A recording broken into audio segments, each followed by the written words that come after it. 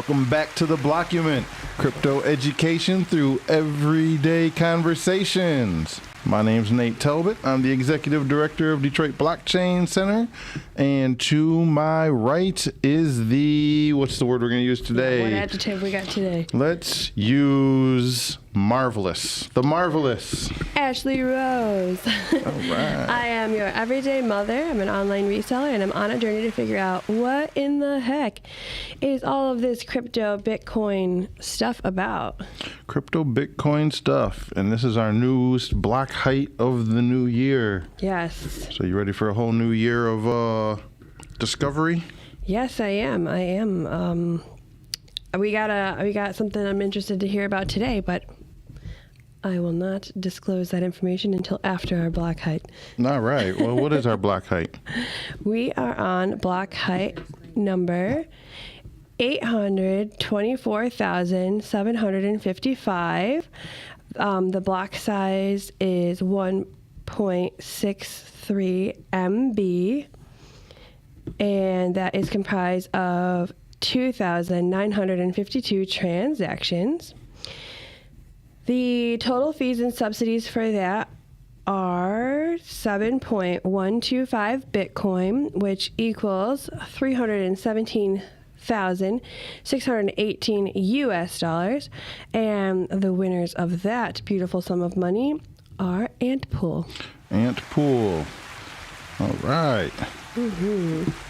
We have to go ahead and get your...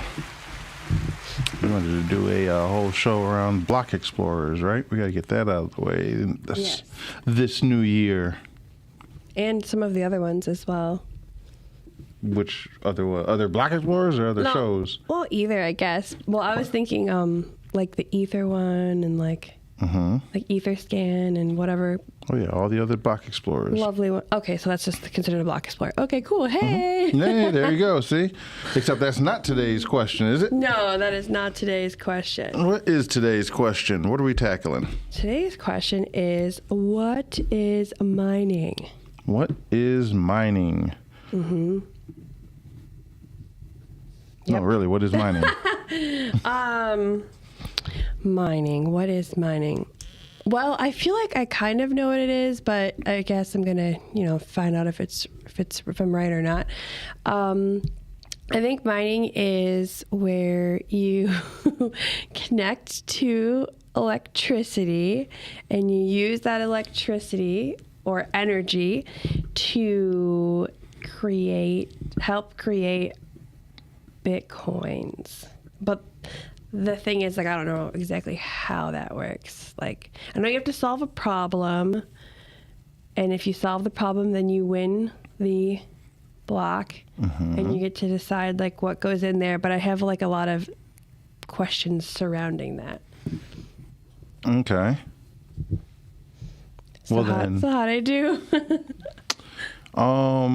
As a very introductory, what is mining? I think you hit it. Although once you start to understand what mining is, you'll see where a lot of those things we tend to tell people in the beginning, how it sort of falls apart. Yeah, that's what I figured. That's always the story. I'm like, oh, I know this. And you're like, no, no, not really. Right. Like the idea that it's how... it's sort of complex, but it's like how Bitcoin is made or how they're created. And that's not sort of the point of mining. That's a benefit of mining, but it's not the point of it. You don't mine to find Bitcoin, right? Because what do you do when the Bitcoin runs out? When all the mining's done, does mining go away? I don't think it's supposed to. No, it can't go away because that's not sort of the point of mining. But as far as what is mining, or as far as the sort of solving a problem, yeah, that it does.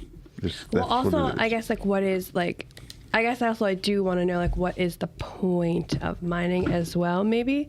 So I do like the idea of maybe digging into okay, that we do mine to create new Bitcoin, but then also some of the other things that you're kind of alluding to. All right, so let's talk about, I think maybe first, why. Like, why do you even have this thing, right? So, I recommend everybody go ahead and read the white paper, because it's not as complicated as you think it is, and it's one of the sections that, out of all the pieces people talk about, especially with Bitcoin, most of the stuff and the words we use aren't really in the white paper at all. Like, we've extracted a lot of the ideas we have now. But mining, the concept of mining and why you do it's there, and it's pretty straightforward. So the whole thing, right, is you want to have this decentralized network. Right. So you can do peer-to-peer transactions, right?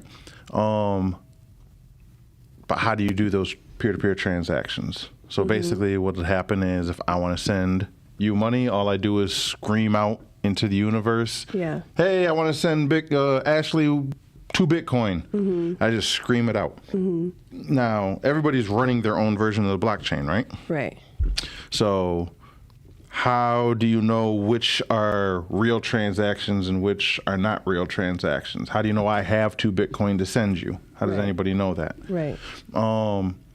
So we need entities that will come along and sort of verify that, all right, here's a transaction somebody wants to do, and it's a legitimate transaction, right?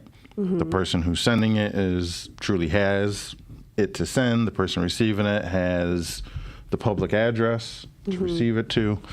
And so there's where you start to have pre-Bitcoin, and this is sort of the big problem Bitcoin solved. There was no way to do that in a distributed network. And so even though you might have a distributed money, you had to have a centralized organizer To be verifying. to verify every transaction, to make sure you're not copy and pasting the money, because you're talking about all digital money, right? Right. So you needed somebody who's going to mint the money, because where's it going to come from? Okay. So they're the ones who create it, and because they're the sole creator, they can verify whether... So mint equals create. Yeah. Okay. So, right, central entity had to do that. The big thing Bitcoin sort of solved was how to do this in a distributed network without the central organizer. And so the concept of miners started to come along. It was like, all right, well, what if you have anybody who wants to, right? When people yell out, there's this loud echo chamber. We call that in the crypto space, right, the mempool, the memory pool, because it loads into your software's memory. Okay. So it hears all these transactions, and you can determine if you're a miner. And again, in the early days, there wasn't a difference between somebody who ran a node and a miner, right? When you read the white paper and see node, all nodes are mining nodes. There was no such thing as a non-mining node. Okay. Yet. So you yell it out. You receive you see all these transactions. I'm a miner, and I'm going to be like, well, I'll pick these ones, and I can pick them sort of arbitrarily. I can have my software automatically pick them. These transactions, right? Okay. I see Alice is trying to send Bob money. I see, Chantel's trying to send Ashlee money. I see all these different, of course, these aren't names. They're just the public keys. But I'm seeing all this information, and I'm arbitrarily sort of picking them, especially in the early days, because there were no fees, right? So I wasn't really sorting by fees. So you just grab whatever. Primarily, I'm concerned about my transactions, right? So I want to make sure my transactions make it into a block. So I'm definitely going to put my transactions in there. And then once I have this block, I'm going to announce to the world, hey, world, here's a block. Except now that introduces another problem. Why should the world trust you? Trust you, meaning picking your block. Trust me if I'm the miner. Yeah. Why would you trust me that I said, here's a bunch of transactions, they're all good?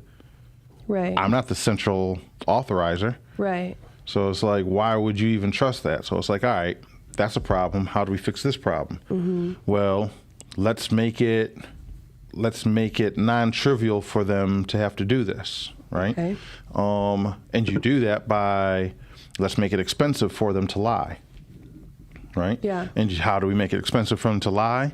Well, I don't know. There's a couple ways, but here's a concept that email used to use, right? Where spamming was an issue, right?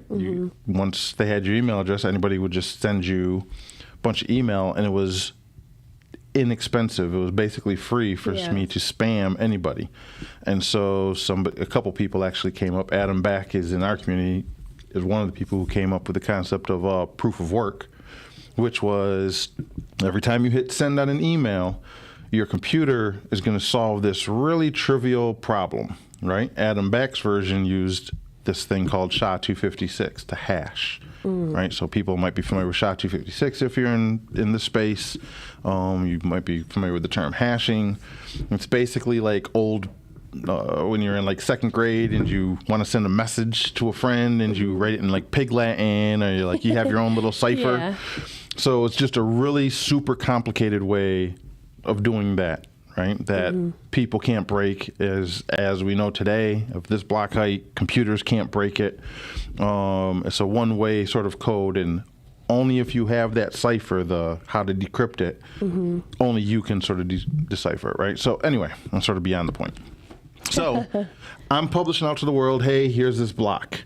Why are you going to trust me? Well, because we're going to introduce this concept of proof of work into mining. So not only do I pick the transactions and throw them in a block, that's not going to be enough. I'm also going to have to do this proof of work.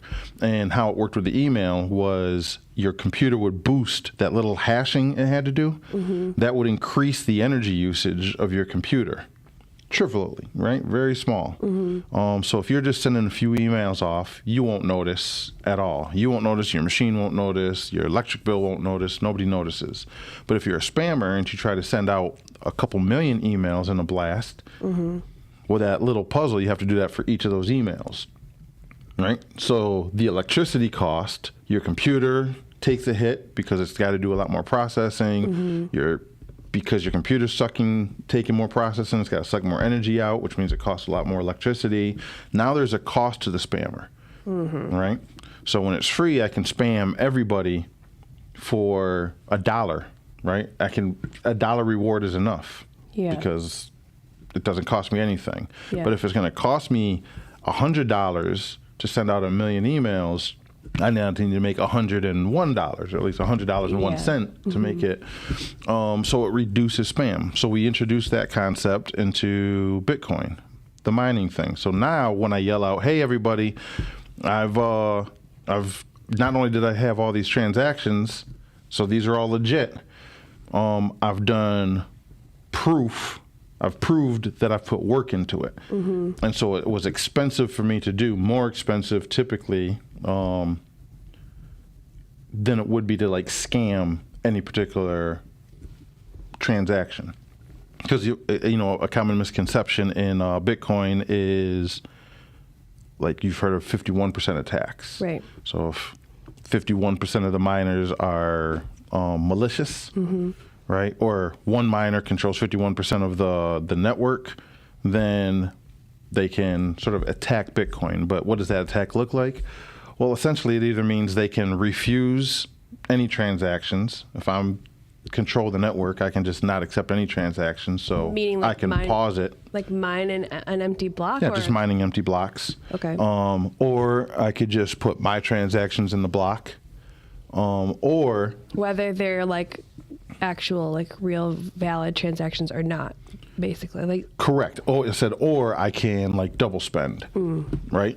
Because I control the block and I control the hash rate, I control how many blocks are getting produced, so I can fool the network. And I can send you some Bitcoin, then I can send Alice the same Bitcoin, then I can send Bob the same Bitcoin. And all I have to do is keep fooling the network. But I can only do that with my Bitcoin. I can't fool it that you sent Charlie some Bitcoin, right? I can't lie about your transaction.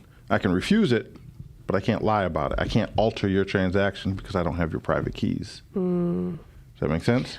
Yeah, kind of. So, okay, I have like so many questions. All right, let's take a question break. Okay. So, you're saying that me as a node, I can only double spend my own coins. So if someone puts a double spend transaction in the mempool, I can't select that and allow them to double spend? Well, if you're the miner, you can select it. You would see it's a double spend. You would have no incentive to help some random person double Unless it's like spend. your friend or and the your rest family of the member. network, you while won't you were the know. mining node, the rest of the network might detect that that's a double spend. What I'm saying is, if I'm sending Alice some money, right? If you are controlling the hash rate, if you have most of the mining power, you can't alter my transaction, right?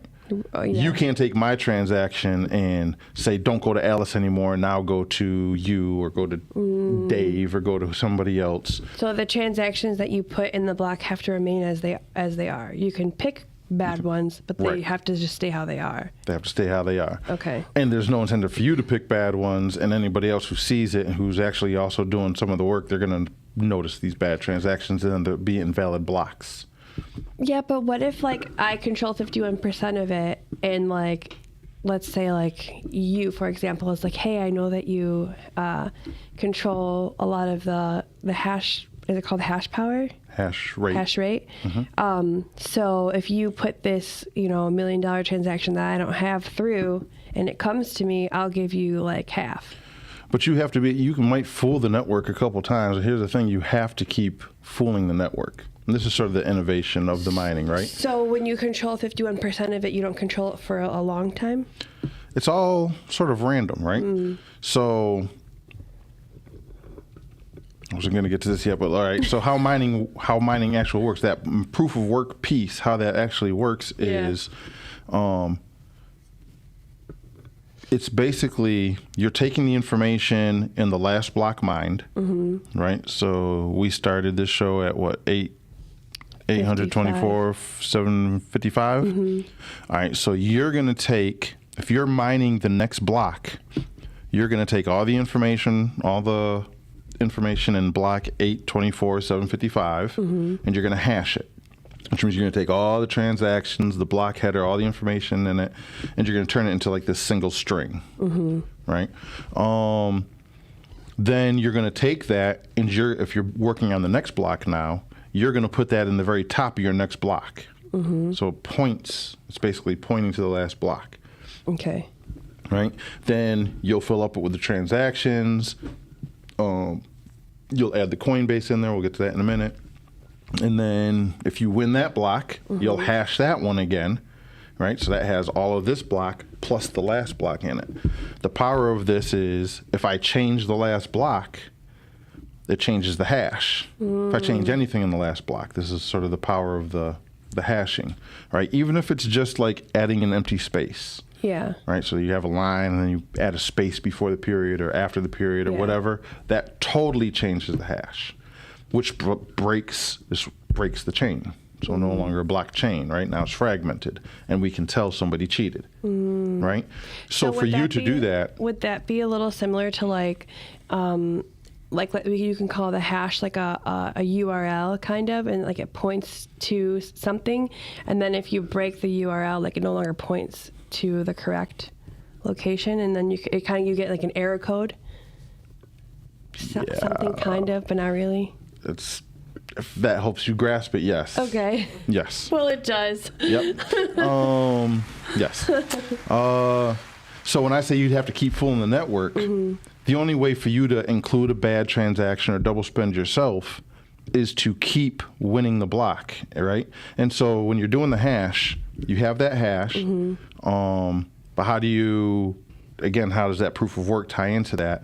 Well, you have to take, every block has like this random number. We call it a nonce, right? And then it has the information from the header of the last block, like the hash. Just think of the hash. And now think of math. This is a big oversimplification, but I might say something like, I don't know, X plus Y equals 102, right? Now, Y is the hash of the last block. Okay. So we all know Y, but we have to figure out what X is, right? And that's some random number. And the only way you can really figure it out is to guess it. So your first thing would be like, well, is X 0? Does that equal the nonce? And it's like, no. All right, well, is this one? Does that equal it? No. Is it 2? Is it 3? So it's a guessing game. Yeah. Right? It could be 1. It could be 1,379,624. Right? But the only way to do it is to brute force it. You have to guess every single one. Yeah. Right? So that's what you're doing. You're hashing each of them. That's why it's called hash rate. When you hear people talk about Bitcoin, oh, the hash rate is higher than it's ever been. Right? Let me see, like, I don't look for it now, but if you would look up what the current hash rate of Bitcoin is, that means that's how many guesses it takes to figure out what that number is. And Bitcoin's designed to take about 10 minutes to guess that number. That's why you have 10-minute block times, right? Sometimes it takes longer, sometimes it takes shorter. So the block you announced, 8:55, that was done, that took 32 minutes between 7:54 and 7:55, the one you announced. So that's too long. So the difficulty rate will adjust. Yeah, well, the difficulty just adjusts, right? Every 2,000, a little bit more than 2,000 blocks, the difficulty rate adjusts. So it's a guessing game. So if you're going to fool the network and include all these transactions, you're not, just because you own 51% of the hash rate, even if you own 99% of the hash rate, you're not guaranteed to win the next block, right? It's a guessing game. Now, your odds are incredibly higher because you have so much of the hash rate. Yeah. But you've seen empty blocks before, right? Well, why did they produce empty blocks? It could be an attack.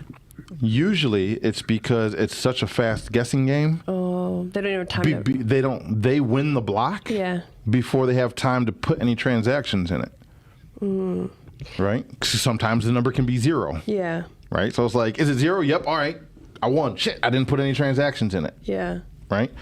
So even if you wanted to attack it, you can only attack it as long as you can keep winning blocks. Right. And lying to the network about something you've changed. Hard.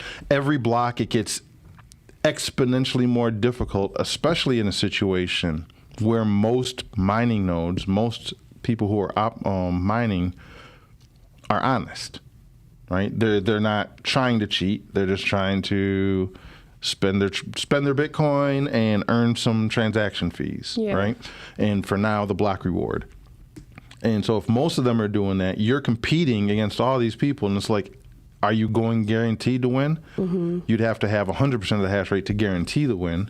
51% sort of allows you the best odds, right? Because now you can technically outcompete the rest of the network. But it's not a guarantee. Right. So it's really, really hard to cheat. And especially if you're early into Bitcoin days, you would hear people say like, well, wait for 6 confirmations. Right. Wait for 6 blocks. And that's exactly why you would do that, right? Is because, when you have 0 confirmations, a miner hasn't even included you in a block yet. Yeah. When you have 1 confirmation, a miner's included you in, but did that miner cheat? So let's wait for 2 blocks. Did the miner cheat? Well, the likelihood just got harder. They would have to win 2 blocks in a row. Just to maintain, all right, now they got to win 3 blocks in a row. And it's not like it just gets 3 times harder, 4 times harder. It's like an exponentially harder every single block. Yeah. Especially if you're not controlling 51% of the network.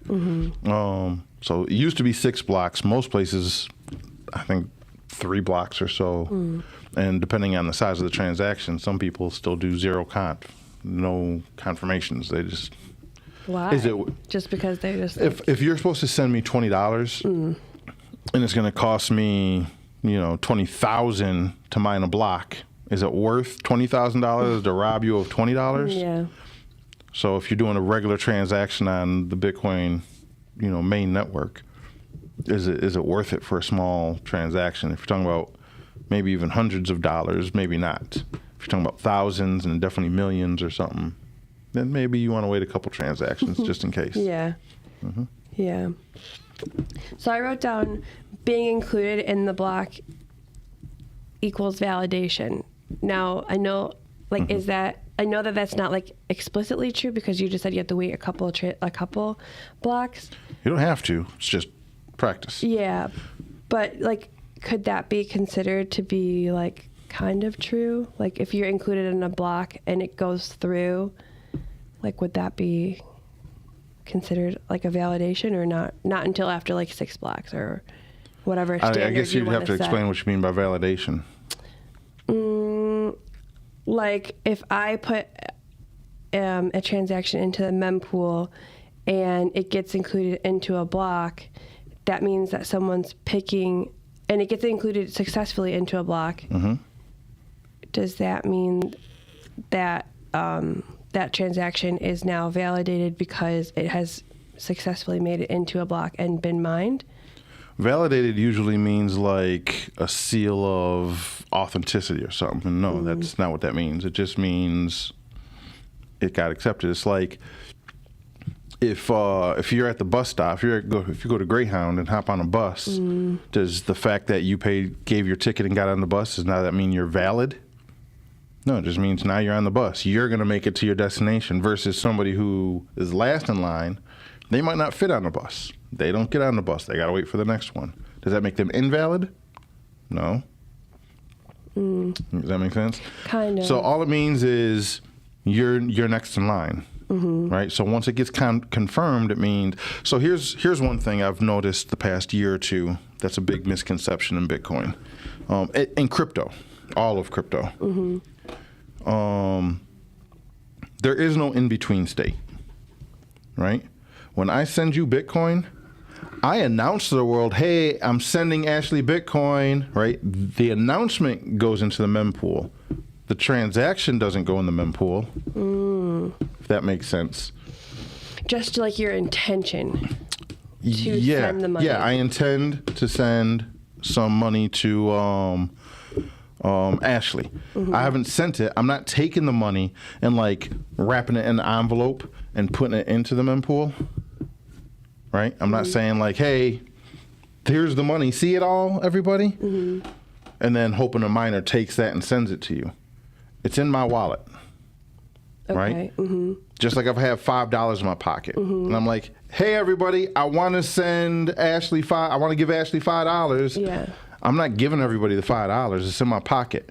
And then a miner says, basically when a miner includes in a transaction and the block is confirmed, what the network, what Bitcoin software will magically do will take that UTXO, the unspent transaction output.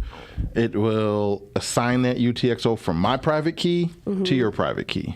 It'll say, all right, these sats can now only be spent by Ashlee. So they're in my control until they're in your control. There is no middle ground for that, right? And so when you talk about getting in a block, all that's getting in the block is the confirmation that the Bitcoin you wanted to send is real Bitcoin. It really exists, right? You're not double spending. You actually hold it. Okay. You hold the private keys to it. You're allowed to spend that Bitcoin. That's all. You are the sender. And then it gets into the block. The announcement gets into the block, not the actual spend. Oh, right. And so the reason a lot of people are confused about this is because when you look at your wallet, if I have 2 Bitcoin and I send you 1, as soon as I hit send, all of a sudden my wallet says there's 1 Bitcoin. Right. That's not true. That's a wallet integration. The wallet is doing that to help you as a user understand that you just spent a Bitcoin. Don't try to spend 2. You've just told everybody you're trying to spend 1 of those already. It's just like it's still in your wallet. It's like a pending transaction. It's a pending transaction. In your like regular US dollar bank account. Because like you could look in there and it says pending and it's not been sent yet. Right. Right. But that's because they literally have to walk it to another city, right? Yeah. But Bitcoin, but you can't think about it. It's pending. Yeah. It's just a pending transaction. And people get worried like, oh man, it didn't make it in this block. It's been like an hour. It's been 3 hours. It's been 4 days. It's still in your wallet. It's never left your wallet. You don't have to try to get it. It's not stuck. Yeah. The transaction just doesn't go through. So let's say so then in that case, let's say I wanted to send you some money. Let's say I wanted to send you $5, but on accident I hit the 5 twice, and the intention is out there for me to send you what it looks like $55 now, and it hasn't made it into a block yet. Since it's not made it into a block yet, and it's only the intention? Can you like go back and be like, oh, cancel? Since it's not in a block? Well, no. So think of the mempool. So remember I said we're yelling out transactions. So what you meant to say, like, I'm sending $5, but you like stuttered, right? I'm spending $55. Yeah. Right? Yeah. So imagine the mempool like this gigantic cave, right? And so you yell it, it's just echoing around. Yeah. Now, a normal echo might echo 2, 3, 4, 5 times and it fades out. That's basically what's happening in the mempool, except it's more than 2, 3, 4 times. It can take weeks. And just like you can't pull back an echo, Right. you can't yell it and then be like, no, I didn't mean to yell that. I want that sound back. It's out there, okay. right? So initially, no, you could not do that. You yelled an echo, and hopefully you knew who you were sending it to, and you could request them to send you a refund. Yeah. But now, because that is a problem, or that was a problem, now they've introduced new things into the Bitcoin software. One of those things being like RBF, replaced by fee. So you go ahead and yell that out there. I sent $55. If you can, before a miner picks it up, the miner's going to just look for the highest fee. Yeah, they don't right? care like the details. Ideally, they wouldn't care about the details, Yeah. right? They should just care about whatever's in the fee, but sometimes they care about more. But they're typically, because it's not like if you're a miner, you're not actually sitting there physically looking at every transaction. Yeah. You tell your computer, hey, I want anything that look at whatever the median transaction for the last block was. So you read that, right? When you read our block height. Yeah.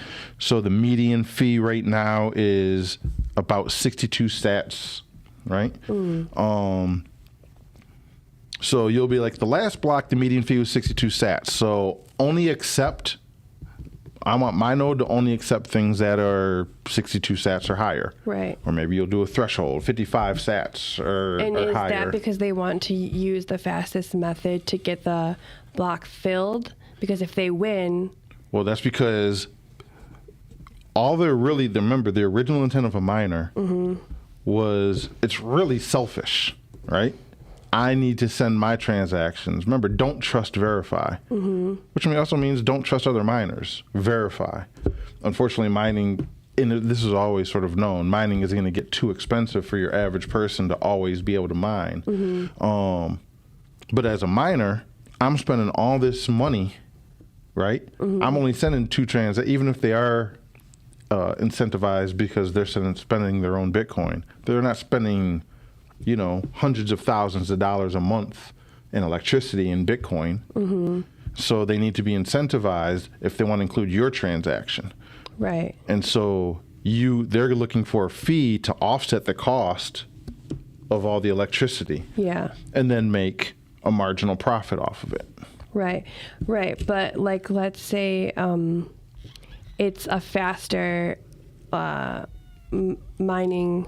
Oh gosh, what's the term for that? Like the blocks are being produced faster. So like so essentially they know that they have only 10 minutes or less to fill that block. Otherwise, it's stuck at what it is, whether they filled it or not. Is that correct? If they win it, yeah. So once they win it, they win. I mean, they don't have to, but so it's a race. if it's not filled, then they lose an opportunity to have made more money. Correct. Okay. And just because they win the block, you could win the block. You could guess that number. You have to announce it. So you guess the number. Nobody knows you guessed the number until you be like, hey, y'all, I won. And then what everybody else does, that number, that math formula, to x plus y equals like 101, right? So once you know what x is, you're just, x is 30. Yeah. And then you're off next to the next block. Bingo. Now, it only takes me a fraction of a second to check. You said it's 30, and all of a sudden I should get the exact same answer. Yeah. I don't have to guess anymore. Right. So it's very fast. So basically what will happen is, as soon as you say, okay, you got it, I'm going to start working on the next block. I'm probably working on the next block before I even finish checking yours. And if I see yours is wrong, I'll stop working on that block and go back to working on the other one. But you check it so fast. You can call a false bingo. Yeah, that happens all the time. This is another reason why you want to sometimes wait a few blocks. Because I might say, there's a couple scenarios, right? I might, as a miner, say, hey, I won a block. And maybe I was wrong, right? Maybe there was a transaction or something wrong someplace.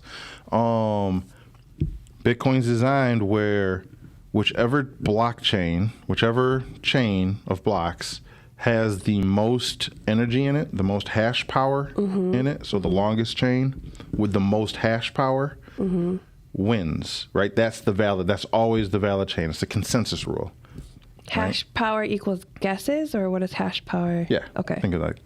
Hash power equals guesses, but guesses equals spent electricity. Right. So hash power therefore equals electricity. That's why you hear people say Bitcoin's powered by electricity. It's okay. Hold backed on. by electricity. You're saying that the miner who has the highest hash power, hashes, Sure. wins the block. No. No, they're more likely to win a block. Think of it like it's a guessing game. Okay. If you have a lot more hash and power, so let's say, I'll use small numbers, it's easier to guess. Let's say I have a hash power of 2. You have a hash power of 4. Chantel, our magnificent producer, has a hash power, that's right, of 8. Right? So like 2, 4, 8. Okay. Right? And hash power, is that like the capacity of guesses? It's how many guesses I can make in a second. Okay. Right? I might be able to guess twice a second. You can guess 4 times a second. Chantel can guess 8 times a second. So Chantel is more likely to win than me and you. Correct. But she's not guaranteed to win. Right. Right, because it's just a guess. It's just a guess, and she's making more guesses than anybody else is making. She can start from like the highest number going down, and you can start from the lowest number going up, and I can start in the middle and go some other way. Yep, and it doesn't mean that I don't guess. Maybe the answer is 0, and I might just guess 0 faster than both of you, even because it's the first guess. Yeah. So I got 0, I yell it out, and the network hears me before it hears you guys. I win the block. So Chantel's more likely to win, but she's not guaranteed to win. Right. Right? It's likelihood. Yeah. It's statistics. Yeah, probability. Yep, it's all about the probability of it, right? So yeah, I forgot what your question was, but that's how that works. Shoot, I forgot my question too. I'm learning so much at one time that I'm just like, my brain is like exploding. So let's take a step back and just sort of review everything so far, right? So it's like we want to have distributed peer-to-peer money. Yes. The only way, and we want to eliminate any middlemen. But how do we coordinate what the real supply is, what the real who's really got money, who doesn't got money? So we need to have this system where anybody can independently verify and check it, right? We just happen to call those people miners. There's a reason, but we won't get into that, right? We'll use the word mining. So anybody can be a miner as long as you have a computer that's connected to the internet. Okay. Right? So now that we have this check system, why should any of us trust any of the other ones, right?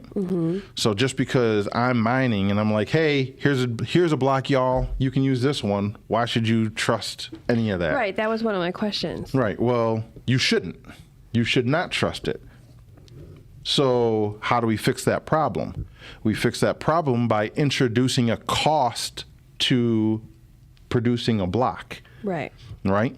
That's like a cost for cheating. Right. Almost. Except we don't punish you for cheating. We just make it economically disincentivize you from cheating. Because now there's a cost, a real world cost external to the network. And this is like a key fundamental point when you hear people who actually have knowledge of how things work, when they debate things like proof of work versus proof of stake, right? The people who are knowledgeable about it, the argument on the proof of work side, right, is that when you have a proof of work coin, you are exerting a cost on any would-be cheaters external to this network we've created. Yeah. Because money is made by people, we just made it up. Bitcoin is made by people, we just made it up, right? There is no true underlying like value beyond what we just make up and say it has. Yeah. And so things like gold, right? And this is sort of where the mining thing comes from. Gold, people find valuable most likely because they just like to look at it originally, right? Yeah, because it's shiny. Yeah.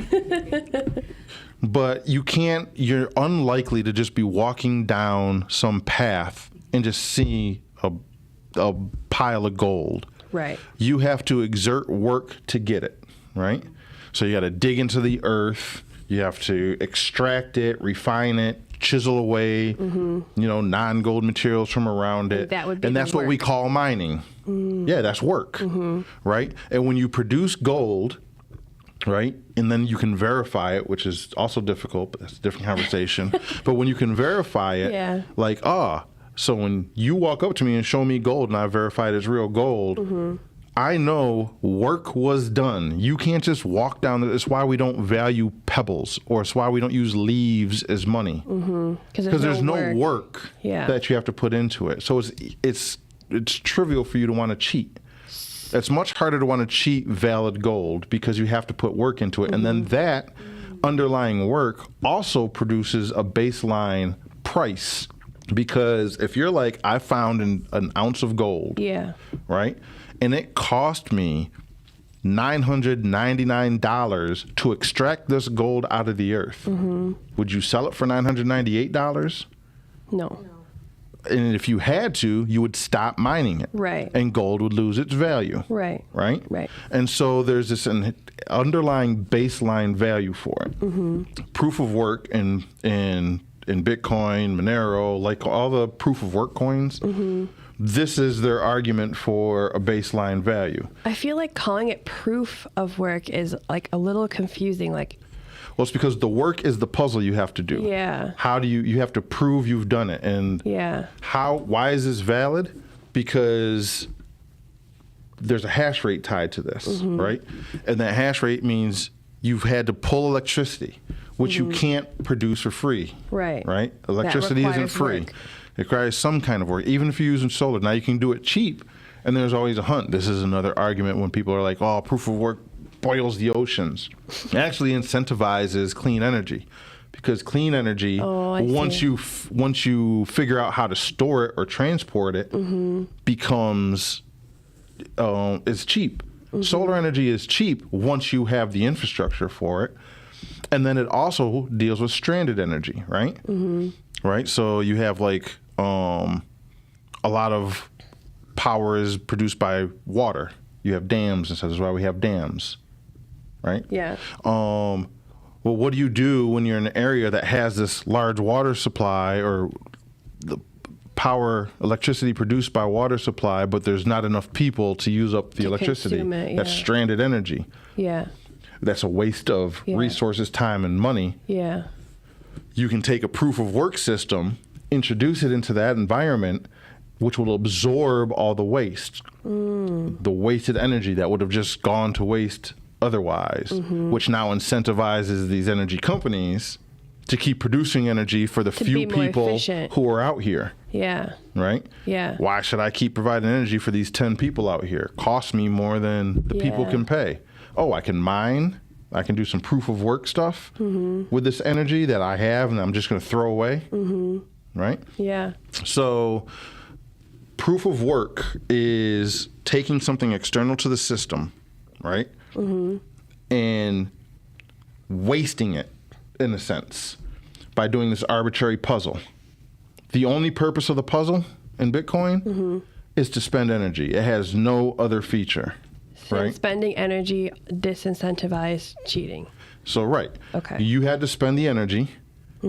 So now this block is worth $313,000. Right? You can only cheat your own transactions. So unless I have $314, right, worth of cheats, right, it doesn't make sense for me to cheat. It's cheap. It makes more economical sense for me to just play by the rules. On top of, even if I did cheat, not only is it harder for me to cheat, I can't spend that much. Right. Once I'm discovered, because eventually you'll be discovered, because it's a guessing game. Right. I've spent this energy. In return for spending this energy, I get Bitcoin. Right.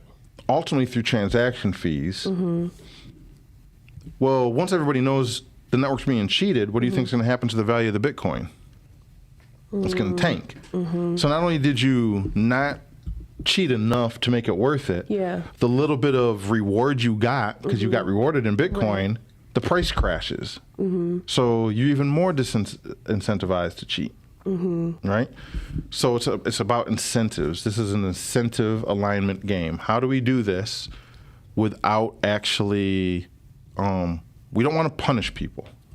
It's not that we don't want to punish them, but the punishment requires all these extra steps. Okay. So if I'm going to punish you, I got to know you. I have to be able to access you. I have to be able to actually enforce the punishment. All this extra steps. I don't want to do all this. I want permissionless. Yeah. Right? Yeah. I want Instant censorship karma. resistant. I need instant karma. Yeah. You cheat, you cheated yourself. Because really what happens is a lot of times, like we were talking about with the blocks, the longest chain with the most hash power, the most spent energy, it's our consensus rule. That is always the valid chain. We don't care what anything else says. If it's the longest chain with the most hash power, that's the valid chain. We find out there's a cheat, we fork. Or if you cheated, you fork yourself.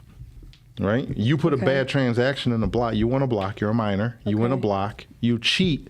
And Chantel, me, and every other Bitcoin node in the world see that and like, that's not a valid transaction. We're checking because we don't trust you. Even though you spent the energy, right? We're trusting you won the block. You spent the energy to run the block. We're not trusting that every transaction you put in that block is valid. So we're checking every transaction ourselves. That's not a valid transaction. Then we refuse your block. The next miner sees that. They refuse your block, and they build off of some other block. And now you've just forked the chain.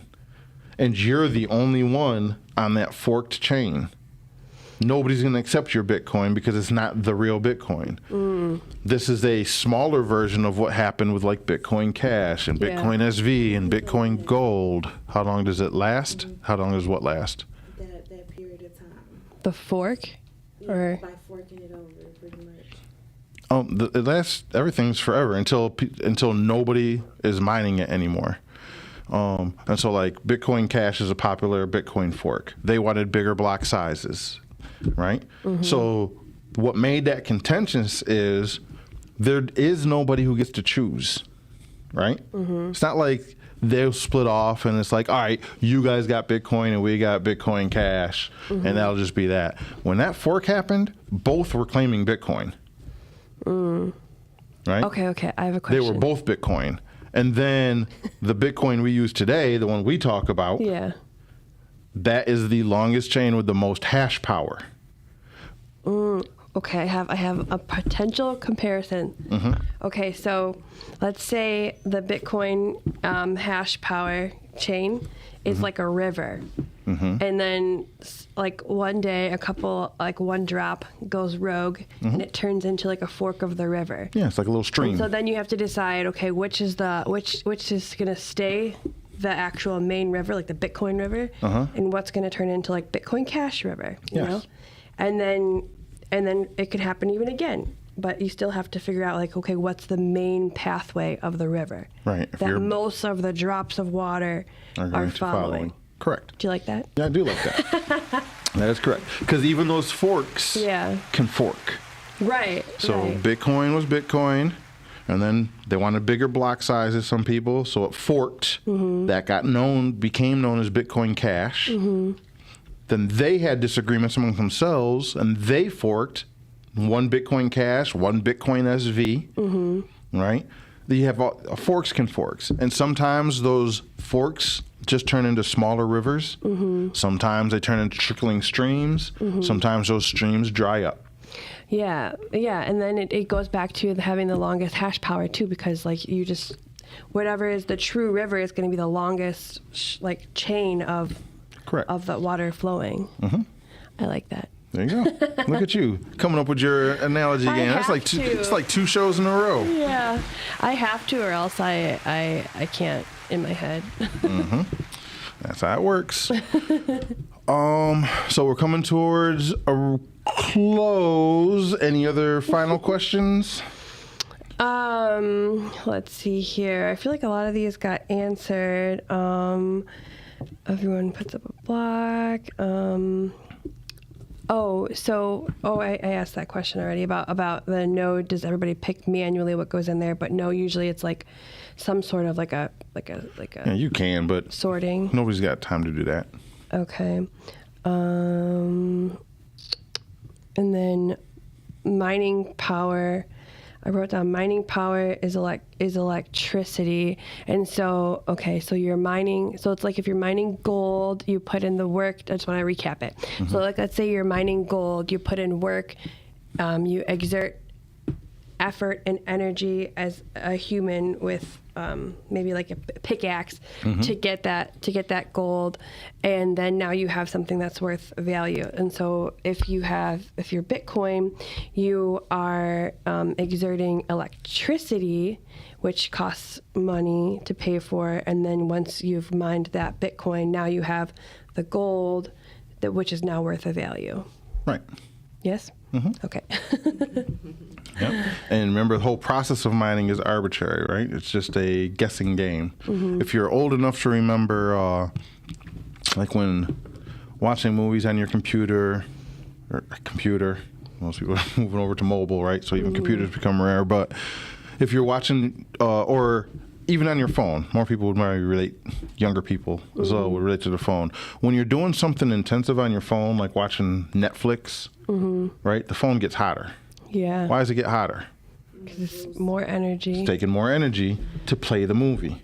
The movie is the proof of work happening in your phone at the moment. It's burning juice. Bitcoin, instead of playing a movie, it's just making you guess a bunch of numbers and do so much computation. The computer works so much, it gets hot.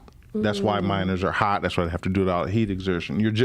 But that heat is proof you're burning the energy. Yeah. Right? Yeah. And that's sort of the concept of proof of work. And you burning that energy arbitrarily, you can't, this is an argument for ASICs. Like with Bitcoin, we have these specialized computers now versus a coin like Monero, which is anti-ASIC. They purposely keep changing the hashing algorithm so you can't build a specialized computer. That way you can mine it like on your phone, right? There's arguments for both.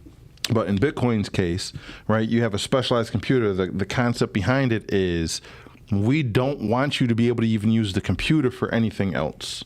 Because if you can use the computer to mine Bitcoin and then at the same time process ChatGPT, right, LLM stuff that takes a lot of compute power, well, then you're not arbitrarily wasting the energy, and the incentive for you to spend Bitcoin or spend energy to cheat goes away, right? It takes away like that pain point. It takes away the pain point.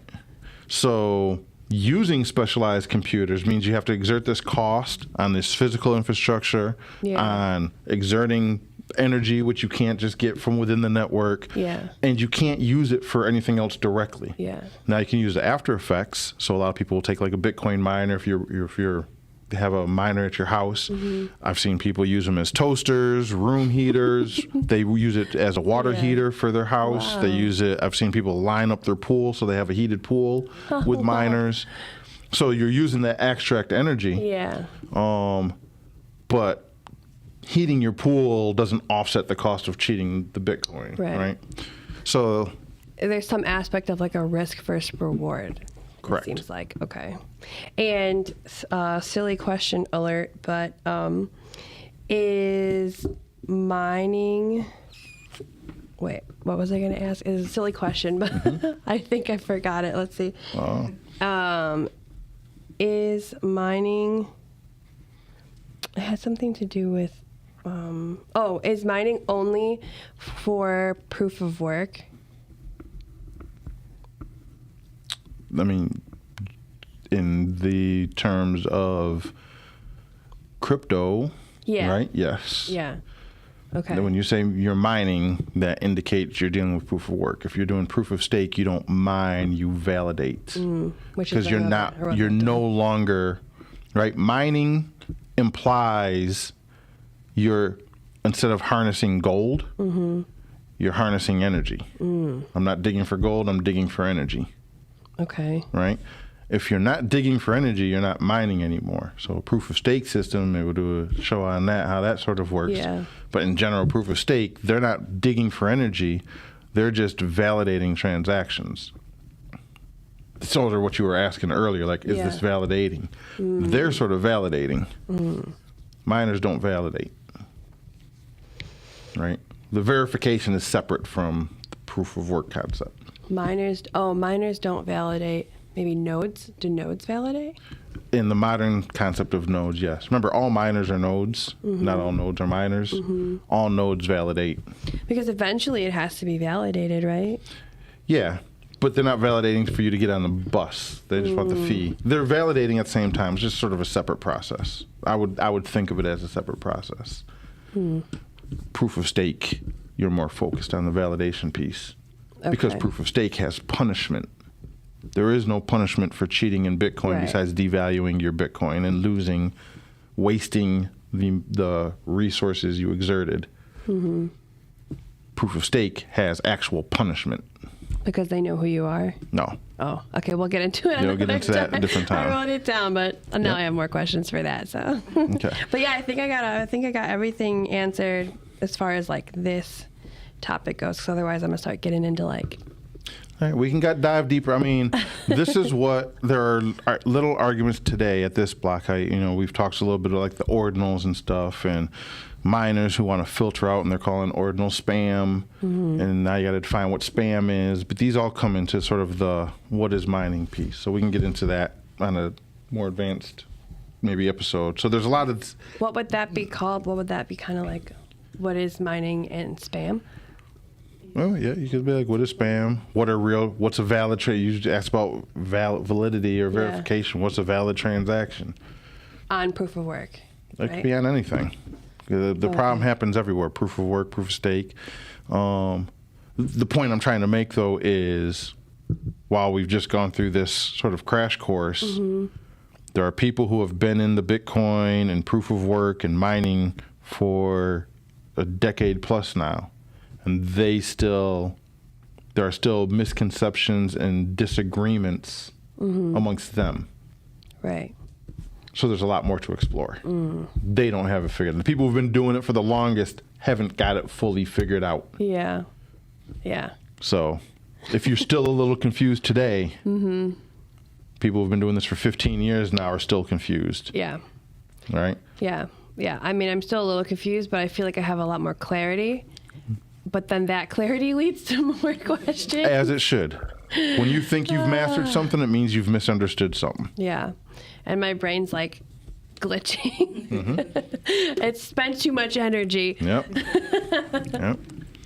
All right. So until next time, or if you do have more questions or you have a specific question about it, how can they reach out?